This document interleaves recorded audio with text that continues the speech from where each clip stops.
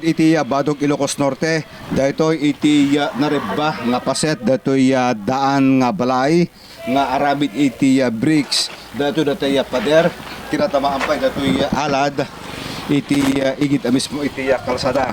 Pag siyata nakit awan iti nadangran, bait iti panagtupak, daytoy napigsa nga gingined nga nang dayeg, kaya daytoy mismo nga dati nga pagtingan nga itangkit aramat nga kamarin iti maysa nga pamilya adatoy abay tayo datoy agtay balay iti lugar. Mrs. anat tangyari tay bigat? Ito ti madamat ti luto, sir. Bigla nga naging gined di kapigsa di pinaggined na iso deti pinagkulaps na detoy kamarin mi. Tapos ti pagsayatan na awa mo ti nadangran kada kami nga pamilya. So nakita yo dati panagtupak datoy pader?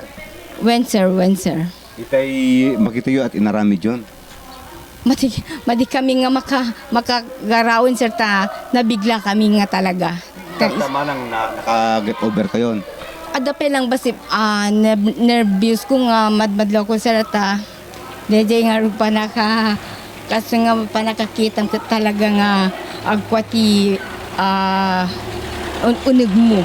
First time yung misis nga maka-experience at kasto kapig sa gingined? When sir, first time ko kuha nga talaga makakita ti kastoy nga kuha pasamak.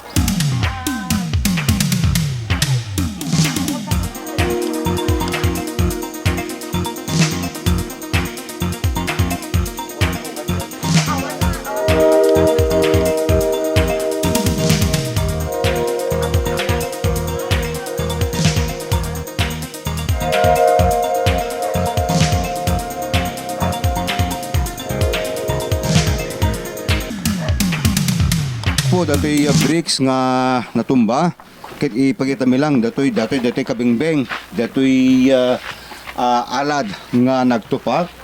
So manipod ita nga banda at pati nga kadatoy natumba datoy nga alad aramid iti bricks manipod pa idi tiyempo na a century old dato yung struktura iti Badog Ilocos Norte. Manipot ti Barangay Alugog iti Badog para iti coverage ti Balitang Ilocos Online, Dennis Gabriel Alipio. Balitang Ilocos Online News Alert!